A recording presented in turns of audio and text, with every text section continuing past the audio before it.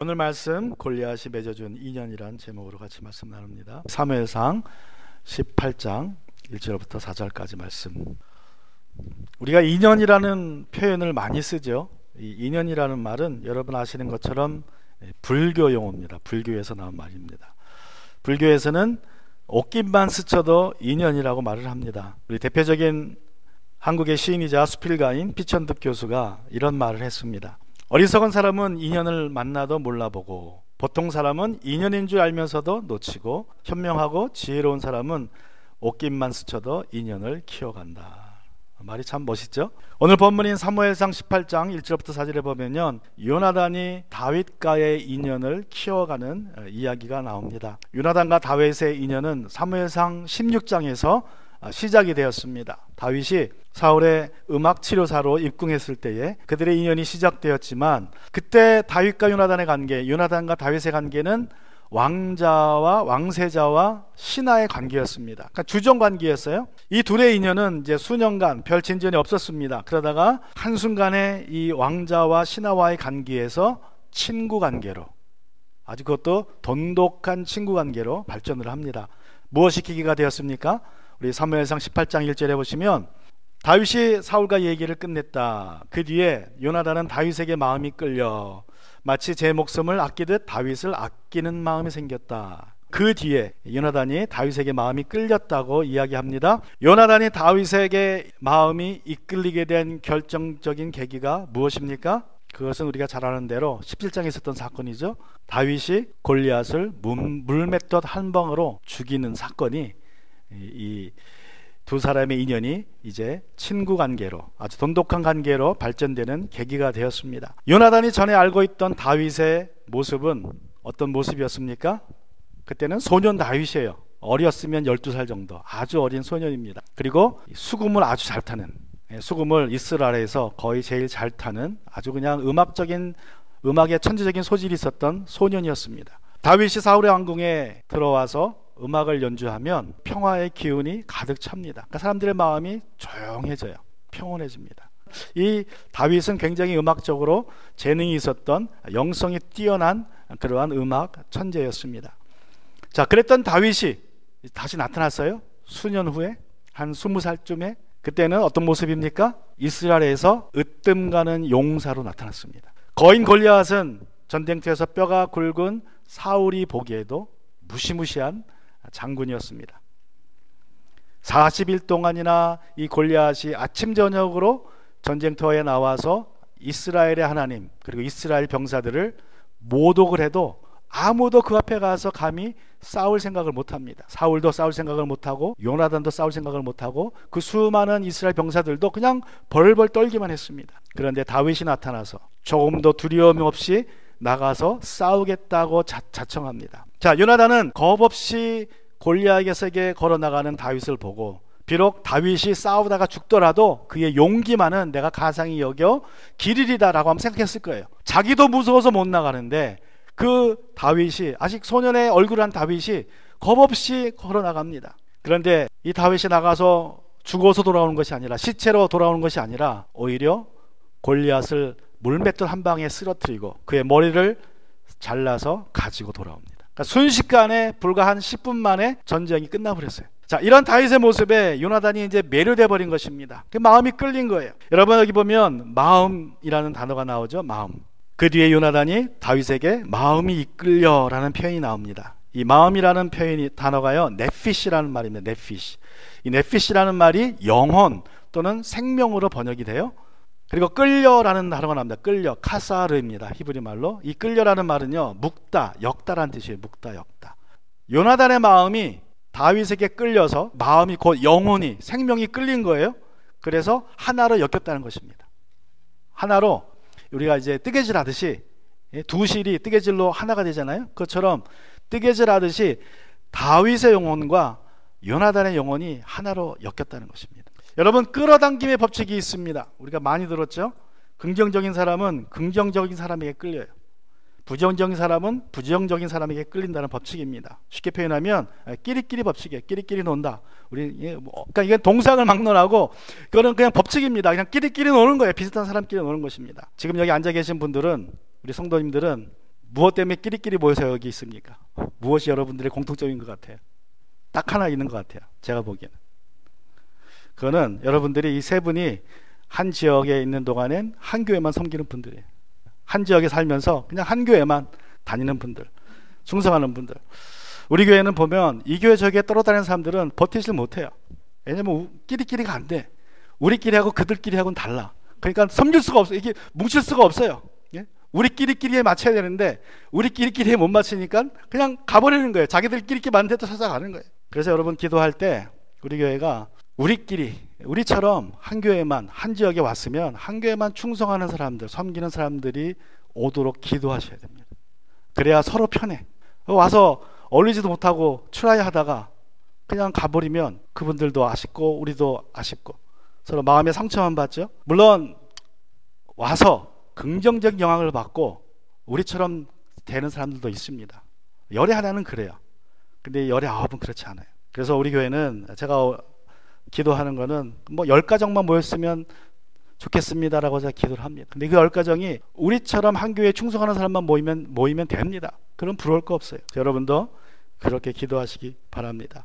자, 그러면 요나단이 다윗에게 끌리게 했던 결정적인 요인이 무엇일까요? 물론 골리앗 때문에 끌렸지만 골리앗은 보이는 현상이고 그 속에는 왜 요나단이 다윗에게 끌렸습니까? 그들을 묶어준 그 공통점은요, 그들의 공통점은 믿음입니다. 믿음. 요나단과 다윗이 하나가 됐는데 그것을 딱 접착제처럼 붙여준 거는 믿음이에요. 여러분, 요나단은 믿음의 사람입니다. 요나단도. 여러분이 기억하시겠지만 블레셋이 이스라엘을 첫 번째로 쳐들어왔을 때 어떤 일이 벌어져요? 블레셋이 병거를 3만 대를 끌고 와요. 그리고 기마병이 6천 명에다가 병사들은 바닷가의 모래와 같이 셀 수 없었다고 합니다. 그 모습을 보고 사울이 어떻게 됩니까? 사울이 겁을 먹죠. 감히 싸울 생각을 안 하고 이스라엘 백성들은 다 흩어져 버립니다. 산속으로 들어가 버리고 굴로 숨어 버렸어요. 사울에게도 병사가 있었지만 그 병사들이 흩어집니다. 그리고 600명만 남습니다. 뭐 이건 전쟁해봐야 지는 전쟁이니까 다 그냥 벌벌 떨고 있을 때에 그때 요나단이 어떻게 해요? 요나단이 적진으로 침투해 들어갑니다. 게릴라전을 해요. 기습을 합니다. 자기 무기를 들고 다니는 병사 하나 데리고 칼 하나 들고 블레셋 진영으로 들어갑니다. 그 믿음을 보시고 하나님이 역사하세요. 요나단과 함께 싸우시고 블레셋 진영에 혼란을 주셔서 블레셋 사람들이 미친 듯이 서로 쳐 죽입니다. 서로. 그러니까 완전히 사람들이 완전한 혼란 속에 빠진 거예요. 그래서 그냥 서로 쳐 죽여요. 그렇게 승리를 얻었습니다. 그 기적적인 승리가 요나단으로 인해서 시작이 됐어요. 그러니까 요나단의 믿음 때문에 그렇게 된 거예요. 요나단은 뭐라 그랬어요? 하나님이 우리와 함께 하시면 우리가 이길 거다. 그리고 간 거예요. 자, 그런데 이제 두 번째 쳐들어온 것입니다. 17장에서는 그때 요나단도요, 거인 골리앗을 보고 겁을 먹습니다. 그 수십만 명의 병사를 보고도 겁을 안 먹었던 요나단이 골리앗을 보고 겁을 먹어서 40일 동안 싸울 힘을 내지 못해 벌벌 떨기만 합니다.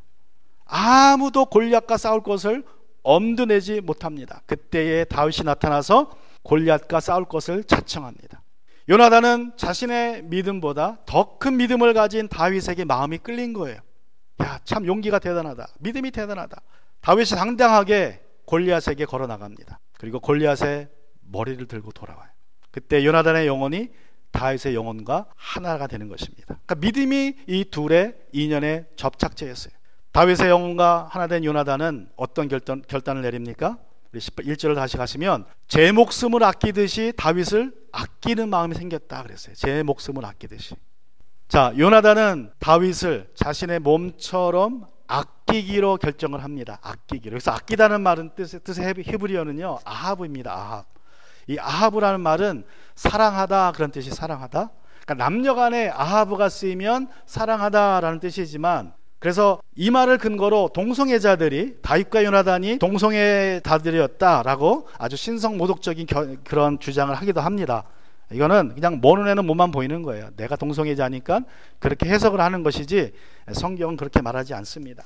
여러분, 아합이라는 말은 남녀간에 쓰이면 사랑을 의미하기도 하지만요, 큰 나라와 작은 나라가 서로 이제 충성을 맹세할 때 아합이라는 단어가 쓰입니다. 또 왕과 신하 사이에서 아합이라는 단어가 쓰이면 신하가 왕에게 충성을 다하겠다는 뜻으로 쓰이는 거예요.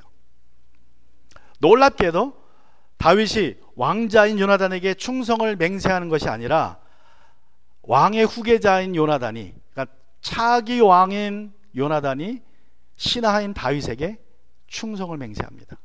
사랑한다 이게. 자, 왜 그랬습니까? 왜 왕사자인 요나단이 신하인 다윗에게 충성을 다짐합니까? 사무엘상 15장 28절에서 사무엘 선지자가 사울 왕이 처음 불순종했을 때의 한 말을 기억했기 때문에 그래요. 자, 요나단이 어떤 말을 기억했습니까? 우리 15장 28절에 가시면 사무엘이 그에게 사울에게 말하였다. 주님께서 오늘 이스라엘 나라를 이 옷자락처럼 찢어서 임금님에게서 빼앗아 임금님보다 더 나은 다른 사람에게 주셨습니다.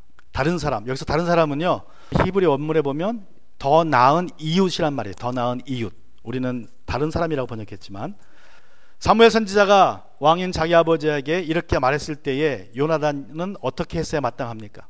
왕세자인 요나단은. 자, 여러분이 요나단이었다면, 자, 여러분이 요나단이고 여러분이 왕세자입니다. 여러분이 차기 왕이에요. 근데 선지자가 자기 아버지에게 와서 그래요. 당신의 나라를 찢어서 더 나은 이웃에게 줄 거다. 그럼 여러분은 차기 왕으로서 어떻게 마땅합니까? 차기 왕으로서 칼을 뽑아서 그렇게 말한 사람을 죽이는 게 마땅한 거예요. 왜 그래요? 4개월 왕국이 지금 다른 사람한테 간다는데, 내가 차지할 왕자가 다른 사람에게 간다는데 그걸 어떻게 가만히 두고 보고 있습니까? 근데 요나단은 가만히 있습니다. 요나단은 이 말을 사무엘 말로 들은 게 아니라 하나님의 말로 들었기 때문에 그래요. 아, 하나님이 하시는 말씀이구나. 아버지가 불순종의 죄를 저질렀더니 그 결과가 이것이구나 하고 아버지의 죄에 대한 결과를 받아들입니다. 하나님의 말씀으로. 순식간에 아버지의 불순종으로 자기의 왕자리가 날아갔지만 그것을 믿음으로 받아들여요, 요나단이. 그러니까 요나단도 굉장한 믿음의 사람입니다. 얼마나 대단한 믿음이니까. 여러분 같으면 그거 포기하시겠어요? 내가 왕이 된다는데 그 자리가 날아갔어요. 여러분, 내가 수천억 원을 부모님에게 물려받아야 되는데 그 돈이 날아갔습니다. 그럼 여러분 가만히 있겠습니까? 근데 요나단은 가만히 있습니다. 그걸 믿음으로 받아들입니다. 자, 거인 골리에게 나가는 다윗이 다시는 돌아오지 못할 거리라는 그러한 생각을 요나단이 했습니다. 그런데 다윗이 골리앗의 머리를 들고 돌아왔을 때에 아마 그 요나단은 온몸에 전율을 느꼈을 거예요. 모든 사람을 벌벌 떨게 했던 그 골리앗을 한 방에 돌로 쓰러뜨리고 머리를 잘라서 돌아오는 다윗의 모습을 보고 요나단이 부정할 수 없게 되었습니다. 무엇을? 이 다윗이 우리 아버지보다 나은 사람이구나. 믿음도 그렇고 용맹도 그렇고 군인으로서의 능력도, 용사로서의 능력도 그렇고 임금님보다 더 나은 사람이 바로 다윗이라는 것을 요나단은 그 순간 확인했습니다. 자, 그날 요나단은 사무엘의 말씀이, 하나님의 말씀이 성취되었다는 것을 부인할 수 없었습니다. 그래서 요나단은 이제 다윗에게 신하로서 충성을 맹세하는 거예요. 마음이 하나 됐고 다윗을 자기 몸처럼 사랑했다는 말은 충성을 맹세하는 것입니다. 그래서 요나단이 목숨을 다해서 다윗을 사랑하고 섬기고 지키겠다는 다짐을 했습니다. 자, 반면에 다윗의 용맹에 감동한 사울은 어떻게 했습니까? 우리 2절을 보시면 사울은 그날로 다윗을 자기와 함께 머물게 하고 다시 아버지의 집으로 돌아가지 못하게 하였다. 사울은 다윗을 다시 한번 자기 왕궁으로 불러들이고 이제 여기서 집에 가지 말고 여기 있으라고 명령합니다. 이렇게 다윗이 사울의 이웃이 되었어요. 이웃이 더 나은 사람으로서 이웃이 되었습니다. 요나단은 다윗을 향한 마음의 결단을 이렇게 행동으로 옮깁니다. 우리 3절에 보시면 요나단은 제 목숨을 아끼듯이 다윗을 아끼어 그와 가까운 친구로 지내기로 굳게 언약을 맺고, 자, 요나단은 다윗과 언약을 맺습니다. 이제 마음의 결단을요 언약으로 보여줍니다. 언약으로. 1절에 이어서 요나단은 제 목숨을 아끼듯이 다윗을 아끼어라는 말이 또 반복이 돼요. 2번이나. 이것은 요나단이 얼마나 다윗을 사랑했는지를 보여주는 표현이에요. 얼마나 사랑했으면 이 짧은 구절에 2번이 사용됩니까? 요나단은 다윗을 향한 자신의 사랑을 언약으로 표현했습니다. 해번역 성경에는요 가까운 친구로 지내기로 했다라고 표현되어 있지만 원문에 보면 그냥 요나단은 다윗을 자기 생명과 같이 사랑하여 더불어 언약을 맺었으며 라고 번역이 되어 있습니다. 자, 요나단은 언약을 맺은 후에 어떻게 합니까? 우리 4절에 가시면 자기가 입고 있던 겉옷을 벗어서 다윗에게 주고 칼과 활과 허리까지 모두 다윗에게 주었다. 자, 왕세자인 요나단이 입고 있던 겉옷이니까 왕복입니다. 왕세자 복이에요. 얼마나 화려하고 멋진 옷이었겠습니까? 이스라엘에서는 제일 아름답고 멋지고 권위 있는 옷입니다. 그리고 요나단은 자신이 차고 있던 칼과 활과 허리띠를 벗어서 다윗에게 또 채워줍니다. 요나단이 다윗에게 자신의 겉옷과 왕복과 칼과 활과 허리띠를 입혀준 것은 다윗을 자신의 분신으로 여겼기 때문에 그렇게 합니다. 그러므로 요나단이 자신의 분신인 다윗에게 자신의 왕복과 갑옷을 입히는 것은 전혀 이상한 일이 아니에요. 왜 그래요? 내가 입으나 다윗이 입으나 똑같아요. 내가 입은 겁니다. 요나단의 입장에서. 요나단이 다윗과 하나가 되었으니까. 그냥 아까운 게 아니에요. 요나단의 입장에서는 아주 정상적인 그런 행위입니다.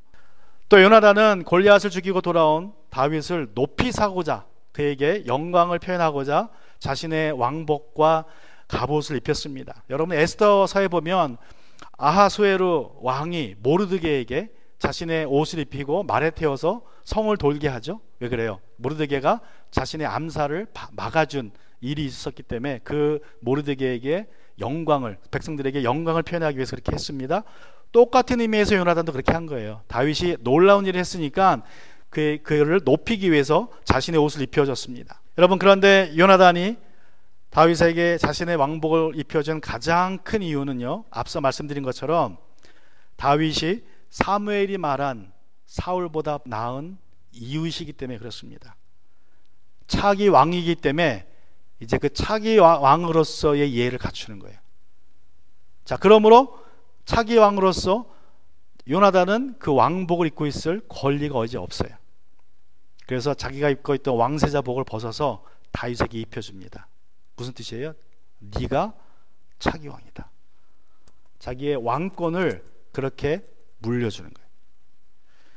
근데 자신의 직접 자기의 손으로 그렇게 합니다. 그러니까 이 요나단의 믿음은 정말 우리가 상상을 초월하는 믿음입니다. 여러분, 내가 어떤 걸 가져오는 거는, 믿음으로 가져오는 거는 모든 사람이 다 그렇게 해요. 그죠?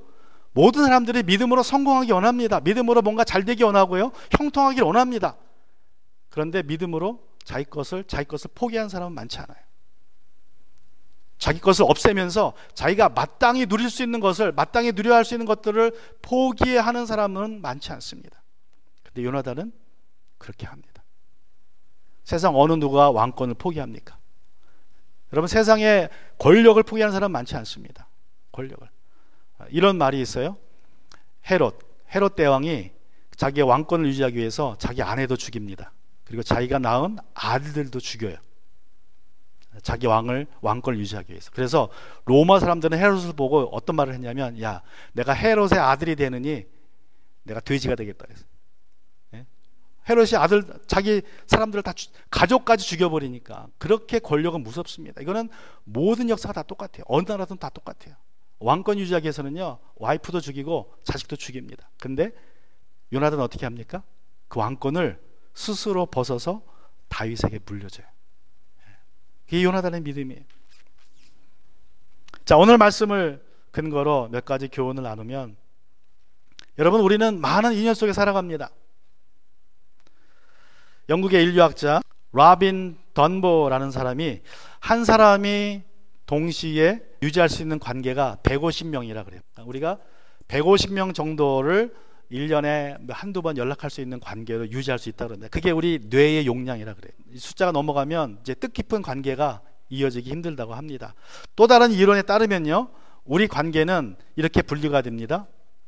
자, 5명, 제일 가까운 친구가 5명이 있어요. 그러니까 가족을 빼는 거겠죠. 뭐 포함될 수도 있겠지만 5명의 가까운 친구들이 있습니다. 아주 친한 친구들. 그 다음에 이제 15명의 친구들이 있어요. 그 다음이 한 50명 정도 친구들. 이 사람들은 이제 1년에 한두 번, 아니면 뭐 한 달에 한 번 정도. 그 다음에 150명 정도의 이제 또 아는 사람들이 있습니다. 아는 사람들. 그리고 500명 정도의 사람들은요, 이름을 알아요. 그래서 만나도 이름을 불러줄 수 있는 사람들이 한 500명 정도. 그 다음에 이제 1500명 정도는요, 이름은 모르는데, 이름은 기억이 안 나는데 얼굴은 기억을 해. 아, 저 사람 어디서 만난 것 같다. 그게 이제, 그래서 맥시멈이 그냥 얼굴까지만 기억하는 사람이 1500명 정도라고 말을 합니다. 여러분, 무슨 관계든, 저 관계가 있는데, 저 무슨 관계든 간에 그 관계의 인연이 어떻게 시작됐든 간에 그 접착제는 믿음이어야 합니다. 믿음. 주님에 대한 믿음. 서로에 대한 믿음이 아니에요. 주님에 대한 믿음입니다. 그래야 그 관계가 갈수록 돈독해지고 오래갑니다. 요나단이 다윗에게 끌렸던 이유도 믿음이었죠. 그죠? 요나단은 다윗이 골리앗을 죽이는 것을 보고 그가 무너뜨릴 수 없는 적인 골리앗에게 담대하게 믿음으로 나가는 것을 보고 요나단이 다윗에게 끌렸어요. 그러니까 믿음이 요나단이 다윗에 끌렸던 결정적인 이유입니다. 여러분, 우리가 주님과 가까워지면 내가 주님과 가까워져요. 내 친구가 주님과 가까워지면 서로의 관계도 가까워지는 거예요. 나는 가까워지는데 이 친구는 여기 있어요? 그럼 멀어요. 또 이 친구는 가까운데 난 여기 있다? 그럼 또 멀어요. 그러니까 동시에 두 사람이 주님께 가까이 나가면 거리가 가까워집니다. 그래서 주님을 향한 믿음이 우리의 관계를 이어주는, 붙여주는 접착제가 되어야 됩니다. 그게요, 부부관계이든 부모 자녀 관계이든 친구 관계이든 성도 관계이든 무슨 관계든지 우리는 먼저 하나님과 가까워야 돼요.